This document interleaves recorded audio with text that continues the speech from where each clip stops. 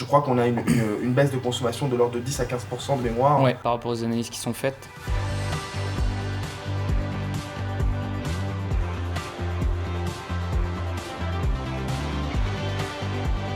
Au quotidien, on a des équipes qui vous accompagnent. Ça n'est pas que la négociation des contrats. Comment tu vis aussi l'accompagnement de la société Paul Meunier par nos services? Moi, c'est plutôt la partie administrative et financière. Je sais que sur la partie opérationnelle, Place des Énergies intervient, mais plus sur la partie consommation réelle de nos machines. Par rapport aux analyses qui sont faites, les pics de conso, peut-être un four sur une boutique qui reste allumé, au moment où il ne faudrait pas qu'il reste allumé, au moins l'analyse permet de nous le dire, donc au moins on intervient rapidement. Tu as raison Paul, au quotidien et de manière récurrente, on se voit et on fait des points sur tes consommations grâce à notre outil d'énergie management. Et ça, cet outil, ça te permet à toi de pouvoir voir avec tes équipes. Ouais, on a un bon exemple qui est la reprise de la boutique de Saint-Avertin.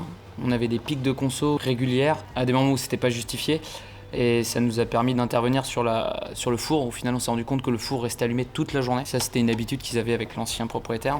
Et nous, on a tout de suite coupé cette façon de travailler. Je crois qu'on a une baisse de consommation de l'ordre de 10 à 15% de mémoire sur la consommation ainsi que sur les pointes de puissance qui sont appelées. Mieux gérer, exactement. Et même sur les dépassements de conso, typiquement sur un four, un boulanger, il va faire allumer tous ses étages de four d'un coup. Donc au final, par rapport à votre analyse, on a allumé étage par étage, demi-heure par demi-heure, qui nous permet d'éviter une surconsommation d'un coup. C'est plutôt cool. Le fait d'avoir négocié un accord cadre, ça nous a permis d'accéder à